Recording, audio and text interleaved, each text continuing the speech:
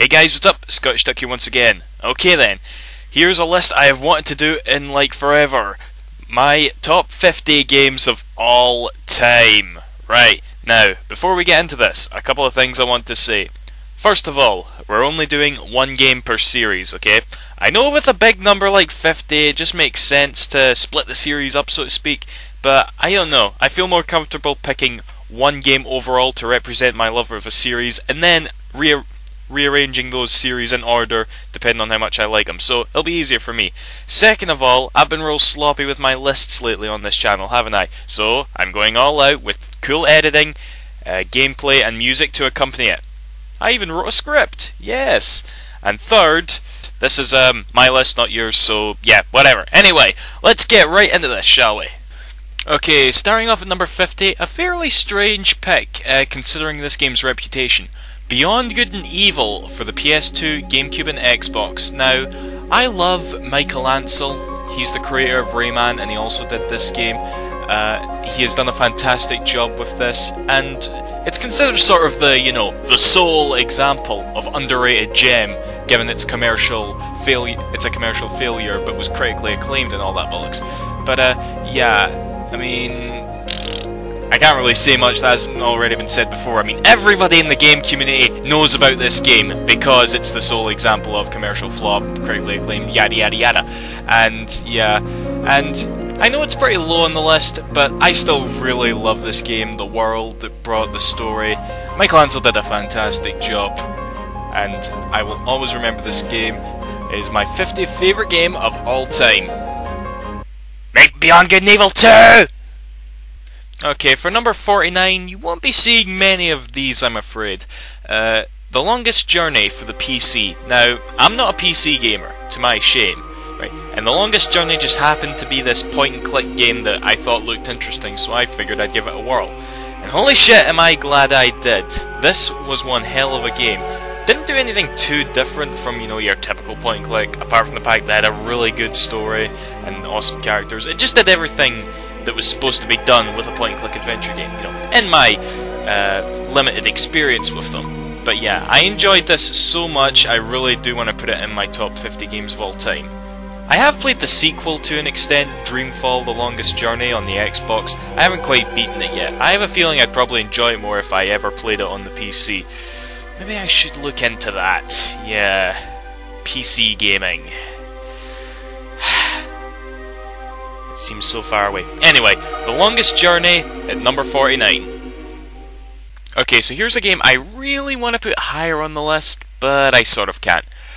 Number 48 is Panzer Dragoon Zwei for the Sega Saturn.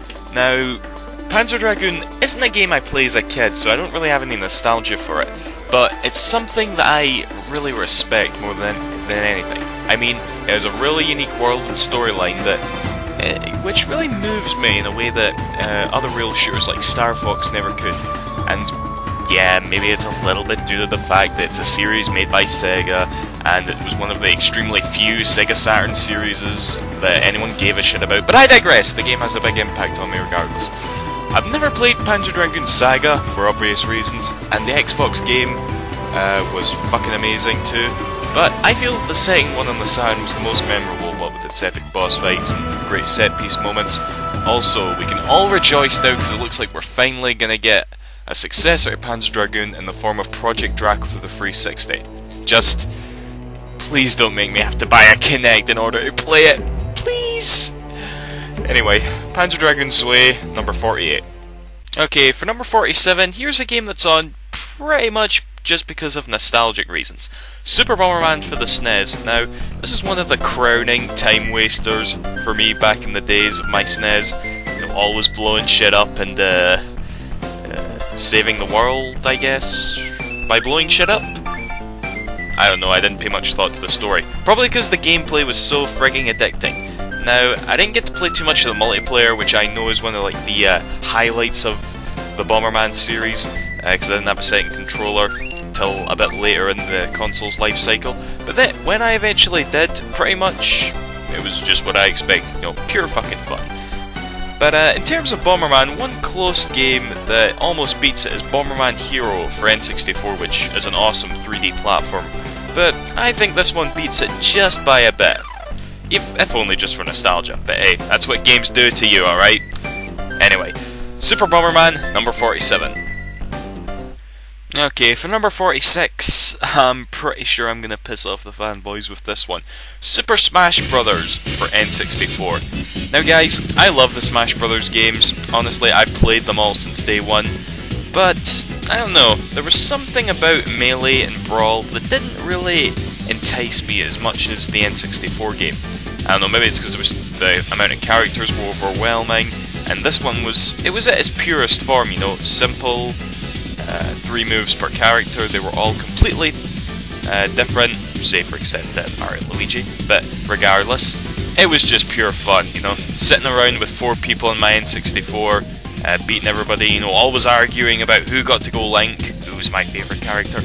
So yeah, that experience alone, it pretty much means that nothing is going to top the N64 game for me. I will always buy the Smash Brothers games, I assure you, but this is by far my favourite. Right.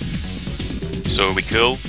Can this be my favourite Smash Brothers game without me getting crucified in the comments? Yeah, it's my list, alright? Number 46, Smash Brothers for the N64. Okay, now for number 45. Oh, this game is so cute. And it's got Mickey Mouse in it, how can you go wrong? And it's made by, oh yes. Yeah, Mickey Mouse Castle of Illusion is, in my honest opinion, the best Mickey Mouse game there is, right? He's had a lot of great games, you know, particularly in the 16-bit era. And Epic Mickey, which was just released last year, was pretty good as well. But, I'm sorry, in terms of, you know, a really good platforming experience, you know, you can't beat this, right? I did play a lot of Mickey Mania when I was a kid as well, and there's what else? There's also World of Illusion and the Magical Quest games. Yeah, there was a lot of Mickey Mouse games, so it was really hard to pick my favourite, but it's got to go with this one. Technically a Sega Master System game, but I actually played it when it was ported over to the Mega Drive, right? Which was basically the same game. So, yeah, whatever. It was the same great game, and I loved every minute of it. And it's so cute. Okay, now for number 44. Silent Hill 3 for the PS2. Holy crap, I love this series to death. I mean, really, or, well, at least the first 3 games. Now, when I was younger, I decided that Silent Hill 3 was my favourite, you know, with 2 being a close second. Now, I know 2 is the favourite amongst fans. It wasn't actually until I had acquired the internet and I started, you know, reading up on the symbolism and, you know, the real sort of messages that Silent Hill 2 delivers, and I realised how deep that was. But I was always a bit too stupid when I was younger to notice any of it. And with that said, you know, I really do think Silent Hill 2 should be my favourite, but what can I say? I've already decided that the third game will always be my favourite. You know, I think it's got the scariest atmosphere, the best graphics, the music is great. What you're viewing right now actually is a music video starring the heroine of Silent Hill 3, Heather. And this music video means as much to me as the game itself, because I remember watching the shit out of it before the game came out. And it was actually the very first game which I purchased the soundtrack for. You know, I loved it that much. So yeah, Silent Hill 3, definitely my favourite Silent Hill game. Not by a long shot, but still my favourite, at number 44. Okay, here we are at number 43 now. Toy Commander for the Dreamcast. Okay, do you know those games that you grew up with that... Okay, I'm pretty sure we all have a lot of games like this, but you know, you just played a lot of the multiplayer with your friends and your family, and you just spent hours and hours on it. Well, that's what Toy Commander is to me, okay? It is one of my gems of my childhood in terms of multiplayer, you know? It was one of the first Dreamcast games I ever acquired. It's all about some kid, who by the way is called Andy, and he's playing with his toys, and the toys are fighting each other and whatnot. I don't know, it's a pretty charming and cute story, I feel. And I really loved the levels, you know, every level was a room in a house. And you know, this house was epic. It really was, you know. I spent a lot of time exploring it. So, yeah, this is just one of these games that has...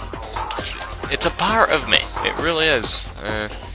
As you can see, as we're going higher up the list, I'm getting more emotional, but that's what these games do to me, okay? So yeah, Toy Commander, I just love this game. Granted, I'll admit, it's not really aged that well. You know, if they were to bring out a remake or something, sure as hell I would buy it, but I don't think it would probably review that well or go down with new people. But I don't care. I still love this game to death, and so should you, damn it. Toy Commander, number 43. Number 42, Ducktales for the NES. Now, I've stated multiple times in videos that I don't have that big of an attachment to the 8-bit era. I didn't really become sort of a gamer until the SNES and Mega Drive came out, so I didn't really know that a Master System and NES even existed. It wasn't until a few years ago when I started becoming a collector that I decided to buy some games for it. So for 8-bit games to appear in my top 50 games list, you know, they have to rely on being purely awesome alone, you know, because I don't have any nostalgia for them. But one game I can definitely think of is Ducktales. I don't know what it is about this game, it is just so fun and addicting, the music is great, it's just one of the most well put together 8-bit games I have ever played. Okay? Now I've done an LP of this, in fact I think this is the first game on this countdown that I've gotten to that I've actually done an LP of. But yeah, just...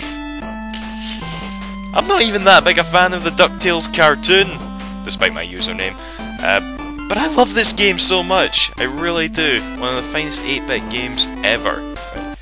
You guys should seriously check it out. Yeah, what else can I say? DuckTales! Woohoo. Number 42, yeah. Okay, and to finish off this part, here we are at number 41. Time Crisis 2 for the arcade. Now, this is going to be the only arcade game you'll see in this countdown, because, like 8-bit gaming, you know, I'm not that big of an arcade person. Partially because they weren't that popular over here. The only time you ever got to play an arcade, at least when I was growing up, was when you went on holiday, and there was amusements and all that. But one game that always seemed to be there was the Time Crisis games. And I played Time Crisis 2 to death. I can actually beat this game without losing a single life. I was always proud of that. Which is kind of weird because what you're seeing right now is the PS2 opening, and I've never even owned it on the PS2, so now all the voice acting's different in the graphics, and it looks weird to me on this video. I like the arcade version, that's all.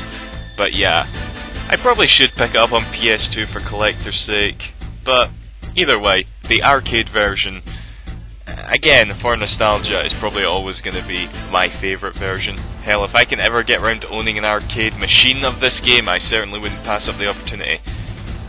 Probably expensive as hell, but who cares? I love this game. Number 42, Time Crisis 2.